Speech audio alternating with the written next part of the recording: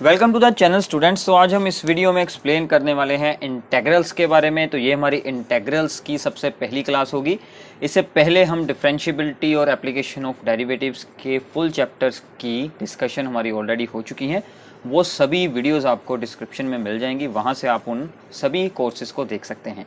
सो integrals के बारे में बात करते हैं। इंटेग्रल्स जो होते हैं वो डिफरेंशिएशन का ऑपोजिट होते हैं, यानी कि उसकी एक रिवर्स प्रोसेस होती है। मैं आपको एक एग्जांपल के साथ सबसे पहले समझाता हूं, फिर हम आगे इसमें इनके फॉर्मूलाज के बारे में बात करेंगे।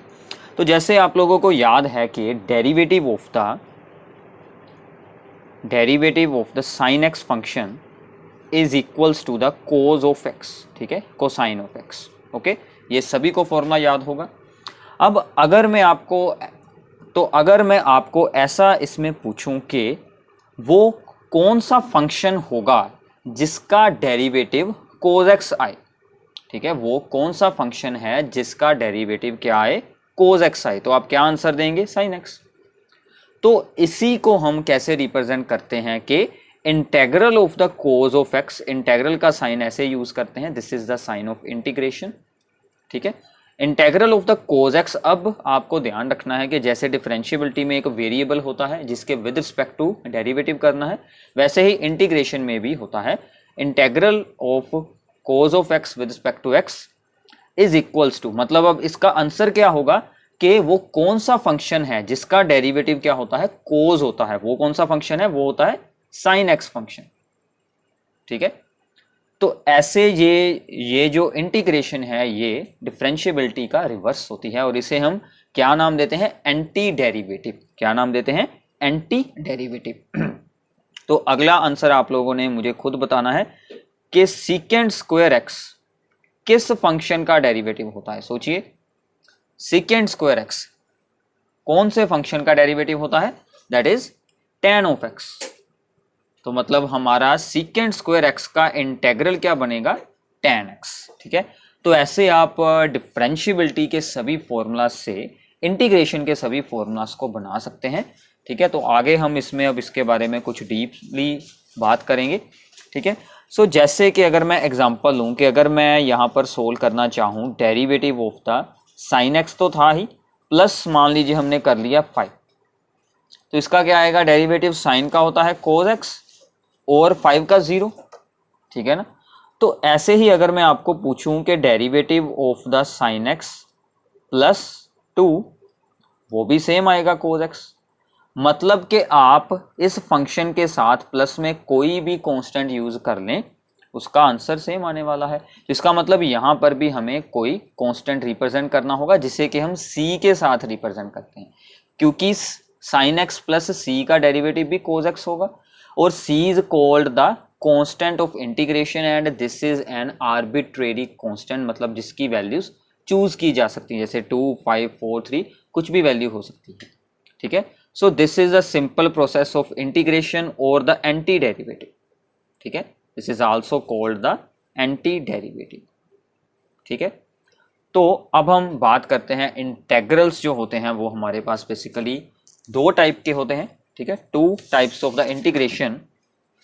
So the first one is the indefinite integrals. Indefinite integrals जिनके बारे में हमने अभी बात की है, this is the anti derivative. So this is finding a function whenever its derivative is given. जैसे कि हमें cos x दिया हुआ है, हमें ये यहां पर देखना है कि ये किस फंक्शन का डेरिवेटिव है, sin x का, ठीक है। So indefinite integral is the process of finding a function whenever its derivative is given. हमने अभी यही प्रोसेस की थी, और फाइंडिंग इट्स एंटी डेरिवेटिव, ठीक है। और दूसरी फॉर्म होती है definite integral. This is very very useful concept. Definite integral आप लोगों ने फिजिक्स में जरूर यूज किया होगा, जो भी स्टूडेंट फिजिक्स पढ़ते हैं साथ में। Definite integrals, finding the area bounded by the graph of a function under certain conditions। हमें जो उस फंक्शन का ग्राफ बनेगा उसके अंडर कितना वहां पर एरिया आता है वो हम इससे सोल्व कर सकते हैं, ठीक है। तो डेफिनेट इंटेग्रल्स में हमारे पास लिमिट्स रहती हैं कि यहाँ से लेकर यहाँ तक हमें इंटीग्रेशन करनी है, बट इन डेफिनेट इंटेग्रल में ऐसा कुछ भी नहीं होता। ठीक है, this is the anti derivative, just anti derivative, ठीक है। So indefinite integral this one geometrically represent family of the curves. हमने अभी अभी देखा कि sin x plus 2, sin x plus 5, sin x plus 4 सभी का सेम आंसर मिलता है। तो इसका मतलब हम जब भी इंटेग्रल होता है तो हमें उसका जो आंसर मिलता है that is a family of curve, ठीक है। फैमिली ऑफ द कर्व्स मतलब वो कांस्टेंट, अगर आप यहाँ पर लिखते हैं x square plus 1, x square plus 2, ऐसे पूरी फैमिली ऑफ द कर्व्स हमारे पास यहाँ पर मिल जाती है इंडेफिनेट इंटेग्रल की, ठीक है, which are placed parallel to each other, जो कि एक दूसरे के पैरेलल होती हैं। और अब हम इसकी कुछ और एग्जांपल्स के बारे में यहाँ पर बात करते हैं। तो बेसिकली क्या होता है कि अगर हमें कोई फंक्शन दिया हुआ है, मान लीजिए f is the function fx, ठीक है, and this is the derivative of the function fx on the interval i, ठीक है। नाउ अगर मैं आपको कहूं कि integral of the function f dash axis, मतलब वो कौन सा फंक्शन होगा जिसका डेरिवेटिव ये हो, वो तो fx होगा खुद ही, ठीक है ना। तो हम मोस्टली क्या करते हैं, इस f डैश x को स्मॉल f अज्यूम कर लेते हैं। So this becomes the formula, small fx का integral is equals to the capital f of x, मतलब जो हमारा मेन फंक्शन होगा, ठीक है। तो ये इसकी एक रिप्रेजेंटेशन है, ये बाकी हमारी यूज़ बिल्कुल नहीं होने वाली। तो बेसिकली आपको इसमें डेफिनेशन को यहाँ पर अंडरस्टैंड करना है। तो अब हम डिफरेंशिएबिलिटी के सभी फॉर्मूलाज से इंटीग्रेशन के फॉर्मूलाज को बनाएंगे, ठीक है। सो आगे देखते हैं इसमें। सो स्टार्ट करते हैं। सबसे पहला फॉर्मूला हमने ऑलरेडी डिस्कस अभी किया था कि derivative of the sine x is equal to cos x. तो आपको इस साइड से अब इंटीग्रेशन के फॉर्मूला बनाने हैं। So integral of the cos X is equals to the क्या आएगा, sine X plus constant of integration. Constant वाली आपको जो है वो यहाँ पर अंडरस्टैंडिंग होनी चाहिए कि जब भी इनडेफिनेट इंटेग्रल होगा कॉन्स्टेंट ऑफ इंटीग्रेशन आपको साथ में जरूर लिखना है। अब देखिए यहाँ पर कोज एक्स का डेरिवेटिव होता है माइनस साइन एक्स, बट हम बनाएंगे साइन एक्स का इंटेग्रल। अब देखिए इसमें भी वेरिएबल आपको साथ में शो करना है विद रिस्पेक्ट टू क्या हो रहा है, एक्स हो रहा है, वाई हो रहा है, ठीक है। तो इसमें भी सेम रूल होते हैं डिफरेंशिएबिलिटी के जैसे ही। तो जो भी वेरिएबल होगा, जो भी x वाली टर्म्स होगी, अगर x के विद रिस्पेक्ट टू हो रहा है इंटेग्रल, वो इंटीग्रेशन के साइन के बाहर बिल्कुल नहीं आ सकती। वो हम आगे एक्सप्लेन करेंगे। कांस्टेंट बाहर आ सकते हैं, एडिशन हो सकती है, वो सब कुछ हम आगे एक्सप्लेन करते हैं। नाउ साइन एक्स अगर हम यहाँ पर रखें, ये माइनस उधर चली जाएगी, तो इसका आंसर आएगा माइनस कोज एक्स। तो ये ध्यान रखना है, साइन एक्स का इंटेग्रल माइनस कोज एक्स। अब ऐसे ही सीकेंड स्क्वायर एक्स का इंटेग्रल क्या आएगा, टेन एक्स, ठीक है। अब देखिए इंटीग्रेशन में हमारे पास बेसिकली डिफिकल्टी क्या है कि हम सिर्फ इन स्टैंडर्ड फॉर्म्स के इंटेग्रल्स को ही सोल्व कर सकते हैं। अगर कोई भी और फॉर्म आती है तो हमें उसे पहले स्टैंडर्ड फॉर्म में चेंज करना पड़ेगा, बाद में हम उसकी इंटीग्रेशन करेंगे। वो हम आगे की वीडियो क्लासेस में एक्सप्लेन करने वाले हैं। सिमिलरली कोसेकेंड स्क्वायर एक्स का इंटेग्रल क्या बनेगा, माइनस उस तरफ जाएगी, minus cot of X plus C. आगे आएगा secant X into tan X का integral, that becomes the secant X only, ठीक है। तो डेरिवेटिव के जस्ट ऑपोजिट आपको फॉर्मूलास को यहाँ पर राइट डाउन करना है। Cosecant X into cot X का इंटेग्रल, ये चला जाएगा उस तरफ sine, so minus cosecant X plus C जरूर याद रखनी है। अब ये होता है हमारा यहाँ पर पावर फार्मूला। तो मैं पावर फार्मूला की थोड़ी सी यहाँ पर फॉर्म चेंज करने वाला हूँ। अगर आप इस n को हटा दें डेरिवेटिव का, तो हमारे लिए सिंपल होता है कि x raise to power n, तो n आगे आ जाता है और यहाँ पर हो जाती है n माइनस 1, ठीक है। अगर हम इस n को यहाँ से हटा दें और ये आ जाए यहाँ पर, डिवाइड में आएगा इधर आकर, तो इसका इंटेग्रल क्या होगा, यहाँ से एक पावर इंक्रीज करनी पड़ेगी। सो इंटेग्रल में जो पावर फार्मूला होगा x raise to power n dx is equals to the x raise to power n plus 1 over n plus 1 plus C. And अगर पावर हुई यहाँ पर -1, तो ये फॉर्मूला हमारा नहीं अप्लाई होगा, ठीक है। -1 के टाइम पर log x वाला फॉर्मूला अप्लाई करेंगे, ठीक है। सो 1 ओवर x का इंटेग्रल log mod x आएगा, ठीक है। मोड हम इसलिए लगाते हैं क्योंकि log फंक्शन के अंदर हमें ओनली पॉजिटिव वैल्यूज यूज करनी होती हैं। सो 1/x मतलब जब x की पावर हो जाएगी -1 तो उसका इंटेग्रल, ये ना हो कि आप वहां पर भी पावर फार्मूला लगा दें, उसके साथ डिवाइड में 0 बन जाएगी, तो वो तो यहाँ पर डिफाइन ही नहीं होती। सो इसलिए 1/x का integral log of the mode of x plus c। तो ये सभी बेसिक फॉर्मूले हैं, ठीक है, जो आप लोगों ने डिफरेंशिएबिलिटी से ही बनाए हैं, डिफरेंशिएबिलिटी के सभी फॉर्मूला से हमने बनाए हैं। ओके, आगे कुछ और फॉर्मूलाज हैं, तो देखिए सभी डिफरेंशिएबिलिटी के फॉर्मूलाज आपके यहाँ पर होने वाले हैं, तो प्लीज पहले अपने डिफरेंशिएबिलिटी के फॉर्मूलाज को स्ट्रॉन्ग कर लें, ठीक है। So derivative of the sine inverse x क्या होता है, 1/1 - x²। सो इसका मतलब 1/1 - x² के स्क्वायर रूट का इंटेग्रल क्या बन जाएगा, just opposite sign of inverse x plus c, ठीक है। सिमिलरली कोज वाले का आप लोगों को यहाँ पर लिखना है खुद, ठीक है। अगर यहाँ पर आ जाएगी माइनस तो उसका हम क्या लिख देंगे, कोज इनवर्स x। ऐसे ही ये वाला बहुत इंपॉर्टेंट फॉर्मूला होता है, 1 + x² dx, 1/1 + x², ऊपर है dx, मतलब जो भी वेरिएबल विद रिस्पेक्ट हो रहा है उसने हमेशा ऊपर रखना है, dx को हमेशा ऊपर रखना है, ठीक है। इसका integral tan inverse x plus c। Similarly cot के लिए मोस्टली हम यही फॉर्मूलाज को यूज करते हैं, माइनस साइन को हम यहीं पर एडजस्ट कर लेते हैं। सिमिलरली इनके फॉर्मूले हो जाएंगे, और सबसे इंपॉर्टेंट e⁻x का इंटेग्रल और डेरिवेटिव दोनों ही सेम आ जाते हैं, e⁻x dx, ठीक है, दोनों का ही सेम टू सेम बन जाएगा। ओके, तो ऐसे ही अगर हम a⁻x की बात करें तो वो मैं आपको यहां पर बता देता हूं। a⁻x का डेरिवेटिव क्या होता है, a⁻x into log of a, but यहां पर होगा a⁻x ओवर में log ऑफ a, तो यही सिर्फ यहां पर चेंजेस आएंगे, ठीक है। तो बाकी के फॉर्मूलाज आप यहां से ऑपोजिट बना सकते हैं, काफी इजी काम है। तो जो मोस्ट इंपॉर्टेंट है वो मैंने यहां पर आपको राइट डाउन कर दिए हैं। तो अब हम कुछ प्रॉब्लम्स, कुछ एग्जांपल्स को सोल्व करते हैं, जिसके साथ के आपका इंटीग्रेशन का ये कॉन्सेप्ट और स्ट्रॉन्ग हो जाएगा। इससे पहले मैं आपको बता दूं कि इंटीग्रेशन में हम क्या क्या रूल्स अप्लाई कर सकते हैं, ठीक है। तो सबसे पहली बात है कि जो भी वेरिएबल होगा, मान लीजिए ये x है, ठीक है, अगर इसके साथ है +2 मान लीजिए dx, तो दोनों की इंटीग्रेशन अलग अलग हो सकती है, मतलब कि इंटेग्रल डेरिवेटिव की तरह प्लस साइन में अलग अलग हो सकता है, ठीक है।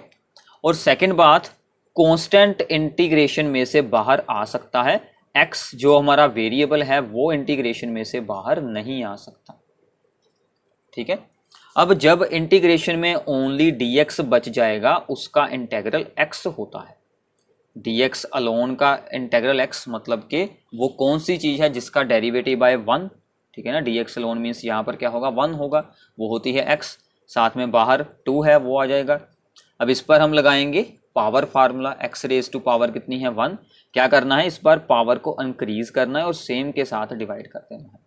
और जब पूरा इंटेग्रल सोल्व आउट हो जाए तो आपको एंड में लगाना है प्लस, ये नहीं कि आप यहाँ पर c लगाएं यहाँ पर लगाएं, वो फिर ज़्यादा आपके लिए कंफ्यूजिंग हो जाएगी प्रॉब्लम, सिर्फ आपको एक टाइम ऐसा करना। तो मतलब क्या है कि अगर हम यहाँ से एक सिंपल सा फॉर्मूला बनाकर देखें कि k into f x into p into g x का अगर हम इंटेग्रल सोल्व कर रहे हैं, ठीक है, तो उसको हम क्या लिख सकते हैं कि कांस्टेंट आ गया बाहर, k एफ एक्स बचा अंदर उसका इंटेग्रल, प्लस p आ गया बाहर और जी एक्स का इंटेग्रल, ऐसे हम इसे लिख सकते हैं, ठीक है। अगर दो टर्म्स इंटेग्रल में मल्टीप्लाई होंगी, अगर मान लीजिए कुछ ऐसा है x इंटू साइन एक्स है इंटीग्रेशन के अंदर, ठीक है, तो इसका इंटेग्रल अभी हम नहीं सोल्व कर सकते, क्योंकि हमें या तो सिर्फ x का सोल्व करना आता है या फिर हमें सिर्फ साइन x का आता है। हम सिर्फ स्टैंडर्ड रिजल्ट्स के इंटेग्रल्स ही सोल्व कर सकते हैं। इंटेग्रल में हमारे पास कुछ ऐसा फ्रीडम नहीं है डिफरेंशिएबिलिटी के जैसे कि जो भी फंक्शन है आप उस पर u into v product rule या फिर डिवाइड वाला रूल लगाकर सोल्व कर सकते हैं। इंटीग्रेशन में ऐसा बिल्कुल भी नहीं है, ओनली हम रिवर्स जो हमने फॉर्मूले बनाए हैं एंटी डेरिवेटिव के, सिर्फ हम वही यूज़ कर सकते हैं। तो इस बात का आपको हमेशा ध्यान रखना है कि यहाँ पर भी प्रोडक्ट रूल आएगा, बट वो आप जब इसकी 4 और 5 एक्सरसाइजेज हो जाएंगी, आपको अंडरस्टैंडिंग हो जाएगी कि आपको कैसे कैसे हम इसमें क्या क्या यूजेस कर सकते हैं, क्या क्या हम इसकी फॉर्म्स चेंज कर सकते हैं, बाद में आपको इसकी अंडरस्टैंडिंग होगी, ठीक है, तो अब हम इसकी कुछ एग्जांपल्स को एक्सप्लेन करते हैं। सो स्टार्ट करते हैं। सबसे पहली एग्जांपल है यहाँ पर ax² + bx + c का इंटेग्रल करना है। तो अभी मैंने आपको बताया है, ठीक है, अब आपको यहाँ पर ध्यान देना है। a है कांस्टेंट, वो आएगा बाहर, बट ध्यान दीजिए सबसे पहले सबका इंटेग्रल अलग अलग होगा। ठीक है, सबसे पहले सबका इंटेग्रल हम अलग अलग करेंगे। ठीक है, सभी टर्म्स क्योंकि एडिशन में है तो सबका इंटेग्रल हम कर रहे हैं अलग अलग। हो गया ये स्टेप। अब हमें क्या करना है कि कांस्टेंट्स को इंटेग्रल में से बाहर निकाल देना है।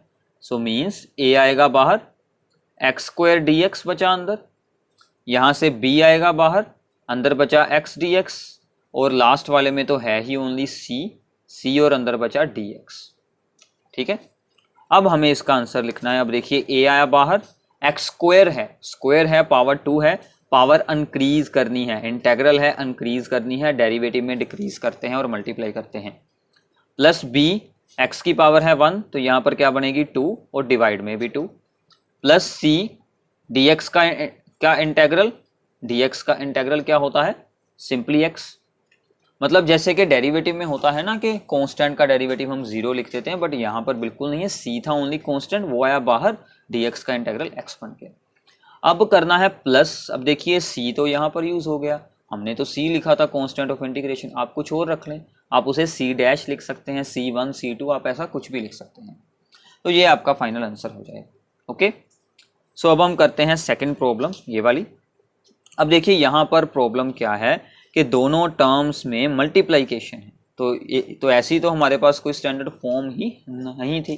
तो ऐसी फॉर्म्स को सोल्व करने के लिए अब हमें क्या करना पड़ेगा, अगर ब्रैकेट्स ओपन हो रही हैं, एक्सपैंड हो रहा है, तो हम इसको सोल्विंग करवा देते हैं। मैं इसको इसके साथ मल्टीप्लाई करवाता हूँ। ठीक है, तो ये सम हमारा यहीं पर एंड है। सो सबसे पहले x² × 1 क्या बनेगा x², फिर x² × 1/x², क्या बचेगा ओनली 1, सो माइनस बन गया 1, साथ में dx ऐसे ही रहेगा। ठीक है, इसकी अंडरस्टैंडिंग हुई सभी को। इसको इसके साथ मल्टीप्लाई, इसको इसके साथ मल्टीप्लाई। अब इस पर हम लगाएंगे पावर फार्मूला, सिंपल है। अब तो इसका इंटीग्रल अलग और इसका इंटीग्रल अलग करेंगे। इसका करें पहले x² dx, ठीक है, और यहाँ पर ओनली बचा 1 × dx। अब इसका आंसर लिखते हैं, इसका क्या बनेगा x³ / 3, पावर इंक्रीज की है, और यहाँ पर ओनली dx का x और प्लस c। ठीक है, काफ़ी सिंपल सा काम है, आप धीरे धीरे आपकी स्पीड काफ़ी अच्छी हो जाएगी जैसे जैसे आप इसमें प्रॉब्लम्स को सोल्व करते जाएंगे। ठीक है, तो ये हमारा था सेकंड सम। ओके, अब हम यहाँ पर सोल्व करते हैं थर्ड सम को। दिस इज, अब यहाँ पर मैं शॉर्टकट करने जा रहा हूँ, मतलब मैं यहाँ पर हर एक स्टेप आपको बिल्कुल नहीं शो करूँगा। ठीक है, तो हम सीधा ही अब इसका इंटीग्रल लिखने जा रहे हैं। अब आपको ध्यान से देखना है। सबसे पहले देखिए 2 आ गया बाहर, ध्यान से देखिएगा, 2 बाहर आ गया, x² का इंटीग्रल होगा, क्या होगा x की पावर इंक्रीज कर देंगे, सिंपल है। बाद में ex का अलग, क्योंकि बीच में साइन है, प्लस का अलग अलग हो सकते हैं। ex का इंटीग्रल ex ही रहता है, प्लस कांस्टेंट ऑफ इंटीग्रेशन, तो ये इसका आंसर हो जाएगा। ठीक है, सो ये सभी काफ़ी सिंपल सी एग्जांपल्स हैं, 1 लाइन में इनके आंसर्स हैं। ठीक है, तो ये सभी आपका बेसिक स्ट्रॉन्ग बनाने के लिए हैं, तो प्लीज़ इनको ध्यान से एक बार अंडरस्टैंड कर लें, बाकी काम आपका बहुत ही ईजिली हो जाएगा। अब हम करते हैं ये वाला सम। अब इसमें देखिए √x - 1/√x का होल स्क्वायर है। अब देखिए होल स्क्वायर है, बट हमारे पास कोई ऐसा स्टैंडर्ड फॉर्म नहीं है। ध्यान देने की बात यह है कि स्टैंडर्ड फॉर्म ओनली x⁴n का हम इंटेग्रल सोल्व कर सकते हैं, ओनली x⁴n का। किसी भी टर्म की पावर दी हो, यहाँ पर पावर फार्मूला बिल्कुल नहीं अप्लाई करना। तो पहले स्क्वायर ओपन करें, तो ये क्या बनेगा, इंटेग्रल में ही रहेगा, x रूट का स्क्वायर ओनली x, प्लस इसका स्क्वायर 1/x, ठीक है, -2 × √x × 1/√x और साथ में dx। ठीक है, अब इसको आगे सोल्व करते हैं, x + 1/x, ये √x के साथ √x हो गया कैंसिल, -2। अभी इंटेग्रल होना बाकी है। अब करते हैं इंटेग्रल, x की पावर है 1, पावर करेंगे इंक्रीज, बाय 2 आ जाएगा। ठीक है, next is the 1/x। 1/x का इंटेग्रल क्या था, log mod x plus log mod x, और कांस्टेंट का इंटीग्रल उसके साथ x आ जाएगी, जैसे हमने यहाँ पर किया था 1 का x, c का cx, तो 2 का 2x प्लस c। कितना सिंपल काम है, ठीक है। अगर आपको डिफरेंशिएबिलिटी आती है तो आपको सिर्फ फॉर्मूलाज को याद करना है, बाद में सिंपली आपकी इंटीग्रेशन हो जाएगी, ठीक है। सो ये वाली प्रॉब्लम अब हम करते हैं। अब यहाँ पर डिवाइड में आ गई है टर्म, हम देखते हैं अब इसका क्या करेंगे, ठीक है। अब देखिए अगर हमारे पास आ चुकी है टर्म डिवाइड में, तो हमें इसको हटाना पड़ेगा, क्योंकि हमारे लिए इंटेग्रल ओनली स्टैंडर्ड फॉर्म्स का है, ठीक है। उसके अलावा हम किसी भी चीज़ का इंटेग्रल अभी नहीं सोल्व कर सकते। सो एक्स स्क्वायर, इसको सभी के साथ हम कर देते हैं डिवाइड, यही हो सकता है। इसको इसके साथ किया डिवाइड, अलग इंटेग्रल साथ में ही बना लें, ठीक है, चाहे आप अगले स्टेप में बना लें, दोनों ही वेज ठीक है। dx सभी के साथ लगाना है 4/√x dx, ठीक है, सिंपल है। अब देखिए अब इनकी हम करते हैं पावर सोल्विंग। 2 इसकी पावर है 1/2, 2 - 1/2 कितना बचेगा, 2 - 1/2 3/2, ठीक है, प्लस इसकी पावर है 1, इसकी पावर है 1/2, माइनस करेंगे तो बच जाएगी 1/2, और मैं यहाँ से ये कांस्टेंट है 3, ये भी हमने बाहर निकाल दिया, अंदर x की पावर कितनी बच गई 1/2, ठीक है, प्लस यहाँ पर डिवाइड में पावर कितनी है 1/2, ऊपर जाकर वो क्या बन जाएगी -1/2, कांस्टेंट आ गया बाहर, ठीक है। अब इन सभी का हमें करना है इंटेग्रल, सभी पर ही power formula x raise to power n, x raise to power n, x raise to power n। So इस पर लगाएं पावर फार्मूला 3/2 + 1, और डिवाइड में भी 3/2 + 1, plus 3 into x raise to power 1/2 + 1, और डिवाइड में भी 1/2 + 1। Similarly 4 x raise to power -1/2 + 1, और डिवाइड में भी -1/2 + 1, और एंड में c। जब सभी इंटेग्रल हटाएंगे तो हम c लगाएंगे। अब इसको सोल्व करें, ये क्या बनेगा 5/2, बट ऊपर चला जाएगा, ये बन जाएगा 2/5, और x रेज़ टू पावर 5/2। यहाँ पर बनेगा आपके लिए 3/2, 3 के साथ हो जाएगा 3 कैंसिल, ओनली 2 ऊपर चला जाएगा, ठीक है। इतनी सोल्विंग तो आप लोग खुद भी कर सकते हैं। और यहाँ पर बचेगा 1/2, 2 इसके साथ multiply 8, x raise to power 1/2 plus c। तो ऐसे आपको ये प्रॉब्लम सोल्व करनी है, ठीक है। तो काफ़ी इजी थी ये भी प्रॉब्लम। अब ऐसी कुछ और प्रॉब्लम सोल्व करते हैं जिसके साथ कि आपकी NCERT मैथ्स में से फर्स्ट एक्सरसाइज आपकी कंप्लीट हो जाएगी, ठीक है। तो बाकी जितनी भी प्रॉब्लम्स होगी फर्स्ट एक्सरसाइज की वो आप लोगों को खुद सोल्व करनी है। तो सबसे पहली प्रॉब्लम फिर से वही प्रॉब्लम है कि मल्टीप्लाइकेशन में है टर्म्स, बट मल्टीप्लाइकेशन का कोई फॉर्मूला हमारे पास नहीं है। तो अब हम इसमें क्या करेंगे, वही सेम स्टेप के इस ब्रैकेट को सोल्व करेंगे, ठीक है। हम करते हैं √x × 1 √x and x × √x, powers add कर देंगे बाद में अगले स्टेप में, ठीक है। अब इनके इंटेग्रल्स अलग अलग कर देते हैं। इसको हम लिखते हैं x raise to power 1/2 dx, इसको लिखा है, और माइनस इनकी पावर्स ऐड करें, इसकी 1, इसकी है 1/2, सो दिस बिकम्स द 3/2। अब इसका इंटेग्रल कर दें, सिंपल है, पावर फार्मूला लगाएं 1/2 + 1। अब मैं डायरेक्टली आंसर लिख रहा हूँ क्योंकि हमने पिछली ही प्रॉब्लम में मैंने आपको हर एक स्टेप डीपली बताया है, तो यहाँ पर आप इजीली शॉर्टकट अप्लाई कर सकते हैं, क्योंकि जब आप किसी सम को सोल्व करेंगे तो आपको धीरे धीरे यही चीज़ यहाँ पर सीखनी पड़ेगी। 1/2 + 1 दैट इज़ द 3/2, और डिवाइड में भी 3/2, माइनस 3/2 + 1 5/2, और डिवाइड में भी 5/2 प्लस c। बाकी सिंपल है, ये बाद में 2/3, ये बाद में 2/5 बन जाएगा, ठीक है। सो इससे अगली प्रॉब्लम करते हैं दिस वन। अब इसमें भी मैं आपको डायरेक्ट आंसर लिखने वाला हूँ।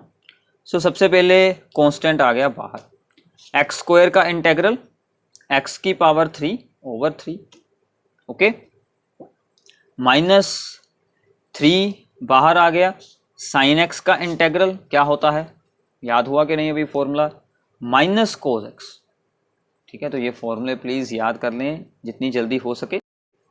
प्लस 5 कांस्टेंट आया बाहर, √x का अभी तो सोल्व किया है ऊपर, क्या बनेगा x की पावर 3/2 डिवाइड में 3/2 प्लस c। कितना इजी काम है ये। अगले स्टेप में आपको सिर्फ इसे करना है सिंप्लीफाई, वो आप लोग खुद कर सकते हैं। यहाँ से बनेगा प्लस, ये बन गया 2/3x³ plus 3 cos x and ये गया ऊपर plus 10/3 x raise to power 3/2 plus c, ठीक है। So this is very very easy. Next is the secant square x by cosecant square x. अब इसका क्या करें, ठीक है, हमारे पास ओनली फॉर्मूला दोनों का अलग अलग है। अब ये ना हो कि आप दोनों का ऊपर नीचे इंटेग्रल कर दें, और ऐसा बिल्कुल नहीं होता। इंटेग्रल डिवाइड और मल्टीप्लाई के हमारे पास कोई रूल्स अभी तक नहीं है कि इसको पहले हमें सिंप्लीफाई करना होगा, इसको किसी ना किसी स्टैंडर्ड फॉर्म में हमें कन्वर्ट करना होगा। तो देखिए, अगर आपको एग्जाम में कोई इंटेग्रल दिया जाता है तो इसका मतलब वो सोल्वेबल होगा, ठीक है। एक बात का ध्यान रखना है कि जैसे कि सभी फंक्शन डिफरेंशिएबल नहीं होते, वैसे ही सभी फंक्शन की इंटीग्रेशन भी हमारे पास पॉसिबल नहीं होती, ठीक है। तो इसका इंटेग्रल होगा, इसीलिए हमें ये प्रॉब्लम दी जाती है, ठीक है। तो हमें इसको स्टैंडर्ड फॉर्म में कन्वर्ट करने की ही कोशिश करनी है। सो सीकेंट स्क्वायर को हम क्या लिख सकते हैं, 1/cos square x into cosecant square, sine square चला जाएगा ऊपर। अब sine square by cos square becomes tan square x. अब देखिए, इसका भी कोई फॉर्मूला बिल्कुल नहीं है, बट हमारे पास एक फॉर्मूला है which gives us the secant square x is equals to 1 + tan square x. अब देखिए, जो हमने फॉर्मूले किए थे उसमें सीकेंट स्क्वायर एक्स का इंटेग्रल था, ठीक है ना। क्या था उसका इंटेग्रल, tan x। ये मैंने आपको 2 बार बताया है फॉर्मूला, ठीक है।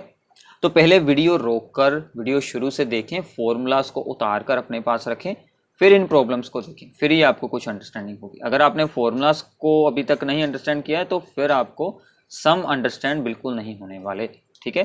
तो प्लीज़ पहले फॉर्मूलाज को अंडरस्टैंड कर लें।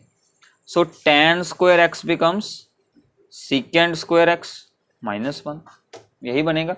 तो हमें tan को रिप्लेस करना है by secant square x, so it gives us the secant square x -1। अब सीकेंट स्क्वायर एक्स का इंटेग्रल tan x और 1 का इंटेग्रल x और बचा बाद में c, ठीक है बिल्कुल सिंपल। बट आपको यही ध्यान रखना है कि एंड में स्टैंडर्ड फॉर्म आएगी तो इंटेग्रल सोल्व होगा, अदरवाइज वो बिल्कुल नहीं सोल्व होगा, ठीक है। तो एक बची हमारी प्रॉब्लम यहाँ पर, दैट इज द e⁻³ × 4, ठीक है। तो सबसे पहले 4 आएगा बाहर, इंटेग्रल ऑफ e⁻³ और +1 का इंटेग्रल अलग से करेंगे, यही बनेगा। इसको रखा बाहर, इसका इंटेग्रल, और यहाँ पर ओनली 1 का इंटेग्रल। अब देखिए, e का इंटेग्रल होता है e, और यहाँ से आपके लिए एक न्यू फॉर्मूला जनरेट होता है। ex का इंटेग्रल तो होता है ex, ठीक है, यही हमने किया था। बट अगर हम बात करें e⁻ax की, तो उसका इंटेग्रल क्या होता है, ध्यान से देखिए। कौन सा ऐसा फंक्शन है जिसका डेरिवेटिव ये है, वो क्या होगा, e⁻ax डिवाइड कर देंगे a, क्योंकि अगर हम इसका करेंगे डेरिवेटिव तो साथ में मल्टीप्लाई में a के साथ a सोल्व होकर ये आंसर आ जाएगा। तो इसका मतलब यहाँ पर क्या बन जाएगा, e⁻3x, साथ में जो भी यहाँ पर x के साथ कांस्टेंट है, अगर कांस्टेंट हुआ तो अप्लाई होगा, ये नहीं कि यहाँ पर x² हो, cos x हो, sin x हो, फिर ये बिल्कुल नहीं सोल्व होने वाला, ठीक है। तो ये आ जाएगा ओवर में 3 प्लस इसका इंटेग्रल x और प्लस c, ठीक है। तो ये कुछ फॉर्मूले हैं, ये कुछ प्रॉब्लम्स हमने यहाँ पर एक्सप्लेन की है, जो कि एनसीईआरटी की फर्स्ट एक्सरसाइज 7.1 में से है।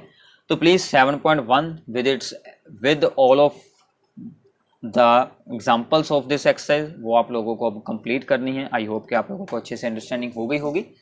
So thanks for watching the video. Channel को सब्सक्राइब करना ना भूलिएगा। डिस्क्रिप्शन बॉक्स में आपको बाकी सभी वीडियोज़ के लिंक्स और हमारे दूसरे चैनल का लिंक आपको मिल जाएगा। Thanks for watching this video.